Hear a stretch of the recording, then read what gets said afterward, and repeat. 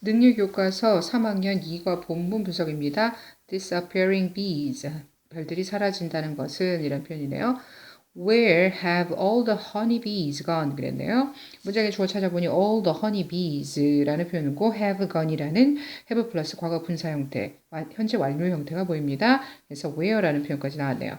자, 모든 벌들이, 꿀벌들이 어디로 가버린 걸까요? 라는 표현이네요. 우리란 표현은 모든이란 표현이기 때문에 복수형하고 같이 오는 것도 있지만 관사를 사용할 때는 of라는 표현이 원래 따라와 줘야 하지만 관습적으로 생략하고 있다는 것도 보고요. have gone이다라는 표현이었어요. 자, 고의 가구분사 형태 gone이라는 표현은 일반적으로 결과용법에 해당되고요. 결과용법이라는 것은 뭐다?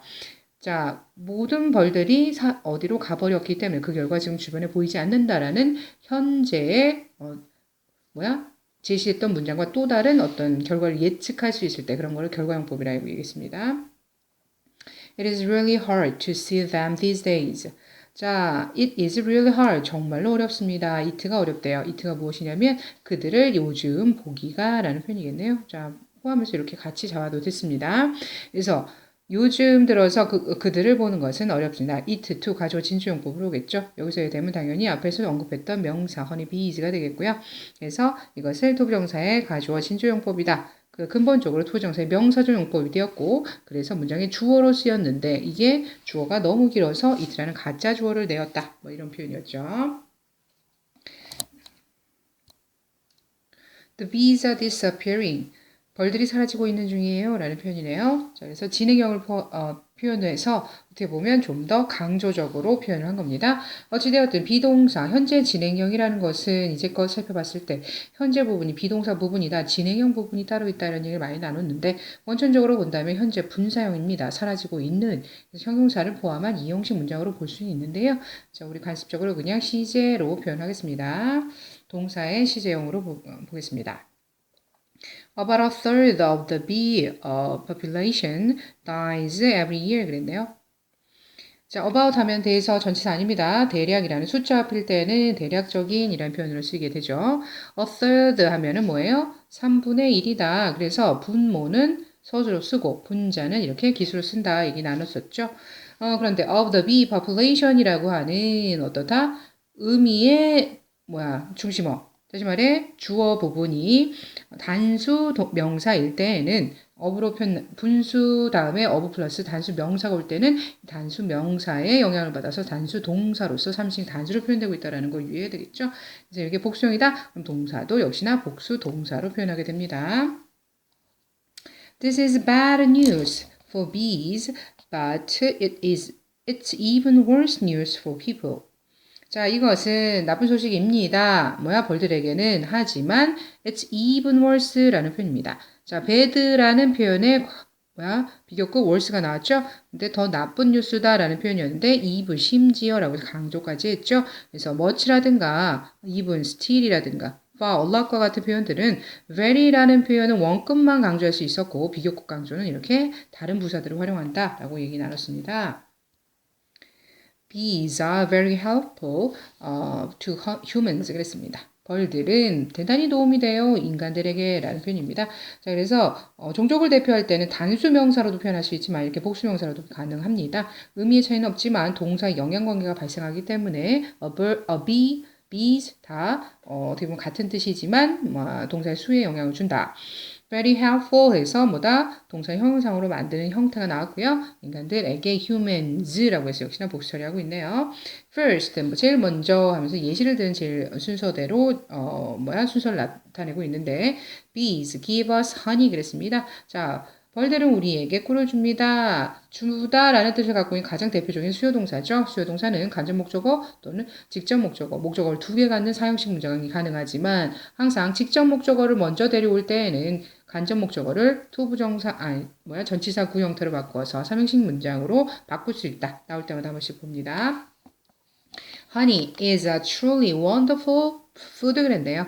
꿀이란 정말로 대단한 음식입니다. 그랬습니다. truly라는 표현은 really 강조하기 위해서 들어갔고요. 라는 거, food라는 거 원래는 셀 수 없지만 완전한 음식이야 라고 해서 얘랑 같이 호환관계가 이루면서 부정관사로서 단수 처리를 할 수가 있었습니다. 그래서 it is good for our health and tastes great 했네요. 자, 대명사인지 아까 나왔던 가주어인지는 문맥적으로 판단해야 되고요. 요거는 바로 앞에 나오는 honey를 꾸미는 지시대명사입니다. 자, 꿀이라는 건 상당히 좋습니다. 우리 건강에 라는 뜻이죠. 그래서 be good for 라는 표현을 활용하면 어디에 좋아요 라고 얘기할 수 있고요. and 등이 접속사가 나왔구나. 그것은 바로 뭐다? 무게를 재봐야 된다. 다시 말해 바로 뒤에 동사가 나왔다는 것은 앞서서 동사랑 같이 받고 있다. 이제는 실은 주어 이트가 반복되기 때문에 이트를 생략한 거예요 라고 알 수도 있어야 되겠습니다. 그러다 보니 3식 단수의 영향을 받아 테이스트라는 표현 가능했고요. 테이스트라는 동사는 형용사를 보러 내려와서 이 형식 문장 어떠어떠한 맛이 나다 라는 감각 동사로 쓸 수 있습니다. Honey can, 자, 그 다음 면입니다. Honey can last almost forever. 꿀이란 can last 부사 형태에서 또는 형용사 형태에서 많이 봤었는데요. 여기서의 last는 또 동사입니다. 그래서 지속되다, 유지되다 라는 뜻이고요. 거의 영원히 유지가 됩니다. In fact, 실은이라는 뜻이죠. 실제로 사실은이라는 부사구로서 문장 앞으로 가면서 콤마로 표시해주고 있네요. Honey from ancient Egypt can be eaten today 그랬어요. 자, 주어가 너무 긴 것 같으면 일단 동사부터 찾아보자. 조동사 찾았죠? 그러면 본동사 나올 것입니다. 자, 그 전에 주어부터 정리하고 갑시다. honey, 결국 여기서 중요한 주어는 honey라는 명사인데요. from ancient Egypt에서 고대 이집트로부터 온 꿀은 이런 뜻이겠죠. 고대 이집트의 꿀은 이라고 이해할 수 있는데요. can 조동사 나오고 본동사가 나왔는데 비동사가 됩니다. 그러면 만약에 뒷부분이 없다, 될 수 있다, 뭐 이런 상황이 될 텐데 실은 의미적으로 갖고 있는 본동사는 바로 여기 eat라는 동사가 되겠습니다.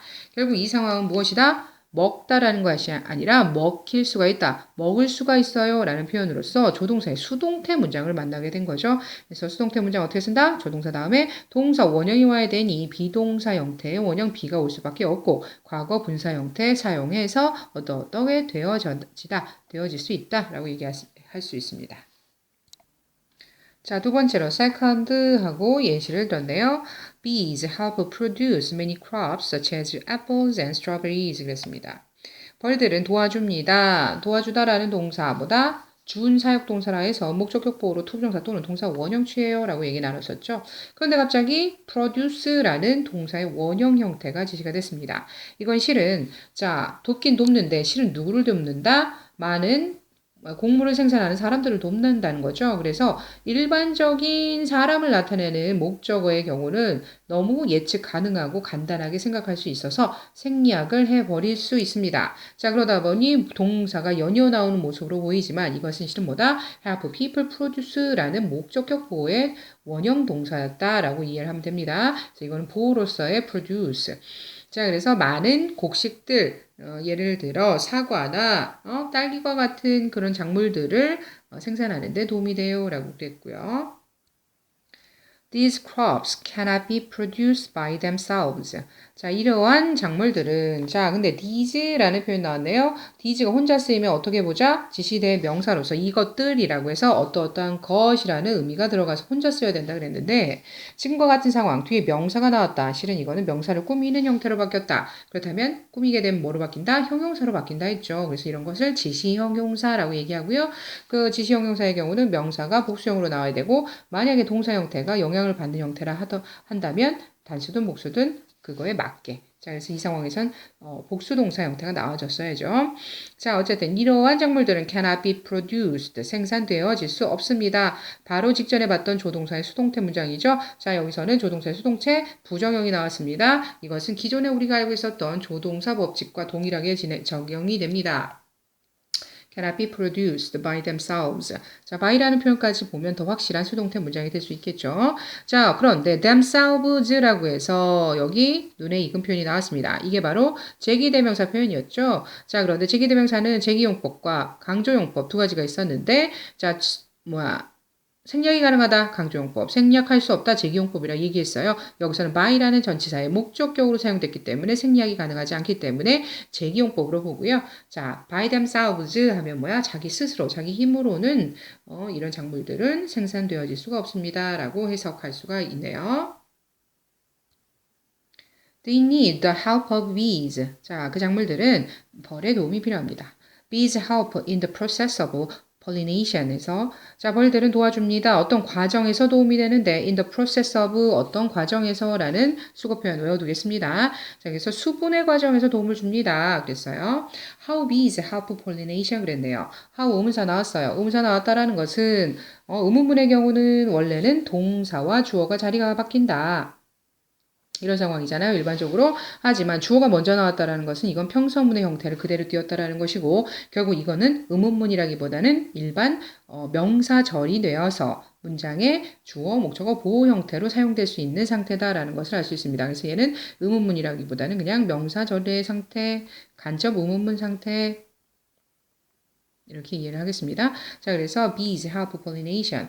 어떻게 벌들은 수분을 돕는가라는 표현이네요. What is pollination? 자, 수분이란 게 무엇인가 했더니 It is moving pollen from one flower to another to make seeds 그랬습니다. 그것은 바로 하면서 수분을 지칭하고 있습니다. moving이에요. 그것이 움직이고 있는 것이 아니라 그것을 움직이는 것을 의미한다 해서 동명사 형태로 봤습니다. 항상 비동사 다음에 ing 형태가 나오면 이게 현재 분사인지 동명사인지를 항상 의미적으로 판단해야 됩니다. 자, 어쨌든 꽃가루를 from A to B 하면 뭐다? 한 꽃에서 다른 꽃으로 옮기는 것을 얘기한다 그랬어. 자, 그래서 one flower to another 해서 이 another 표현은 앞에 one 따고 상응되는 표현이겠죠. To make seeds, 뭐 하기 위해서?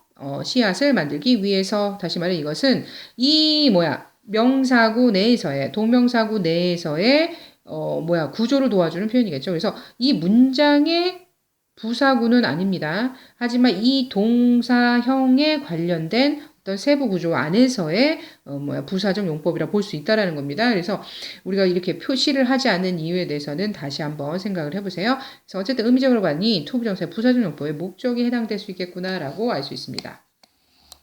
자, 그 다음 What is pollen? 그렇다면 꽃가루가 무엇인가요? 했어요. It is a fine yellow powder produced by flowers 그랬네요.